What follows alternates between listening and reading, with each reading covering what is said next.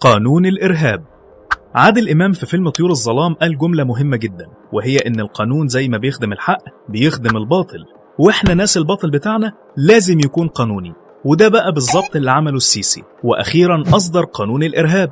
وأخيرا بقى كل اللي بيحصل في الشعب المصري من سنتين من قتل واعتقال ومطاردة، كل ده بقى قانوني، أو بمعنى تاني إن كل اللي كان بيعمله السيسي والعسكر طول السنتين اللي فاتوا بلطجة وخارج إطار القانون. في الفيديو ده هنحاول نعرض إيه هي أهم مصايب قانون الإرهاب الجديد. أول حاجة، القانون اسمه قانون الإرهاب، يبقى المفروض نعرف الأول يعني إيه كلمة إرهاب، وبالتالي هنعرف مين هو الإرهابي. القانون استخدم كلمة الإرهاب بتوسع شديد جدا ومن غير تحديد دقيق أو معنى واضح، يعني من الآخر كده تقدر تقول إن القانون خلى كل المصريين إرهابيين. تاني حاجة، السيسي في أحد تسريباته كان بيطمن الضباط والعساكر إنهم يضربوا في المليان وما يهمهمش، اضرب ومش هتتحاسب ولا حد هيقدر يجي جنبك.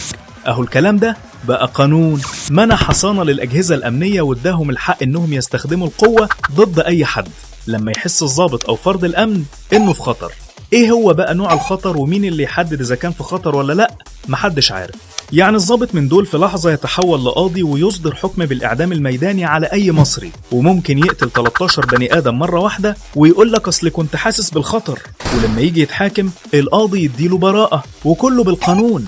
ولأن ثورة يناير بدأت بدعوة على النت والشباب انطلق بعدها على الأرض، المادة 29 من قانون الإرهاب الجديد بتجرم أي حد يقول رأيه على النت، ولو عمل موقع أو صفحة على الفيس بتعارض السيسي هيواجه عقوبة السجن المشدد.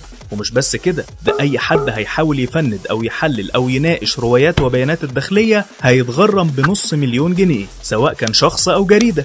رابع حاجة، من أبسط مبادئ وشفافية العدالة إن جلسات المحاكمات تكون علنية. القانون منع الموضوع ده وخلى الجلسات كلها مغلقة، ومش بعيد كمان يمنع محامي أي متهم من دخول الجلسة أصلا. خامس حاجة ودي خطيرة جدا، وهو إن من حق الداخلية احتجاز أي شخص لمدة أسبوع من غير ما تعرف أي حد بمكانه، سواء أهله أو محاميه، وده اللي بيسموه الاختفاء القسري. ومش بس كده، ده من حق الأجهزة الأمنية منع المحامي إنه يقابل موكله إذا هي شافت كده.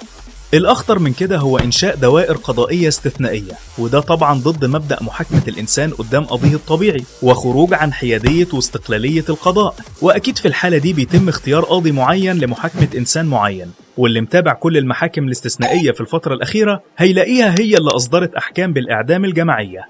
لما واحد بقى يطلع قانون بالشكل ده، أكيد ساعتها هتعرف مين هو الإرهاب الحقيقي. الإرهاب الحقيقي هو اللي بيقتل شعبه.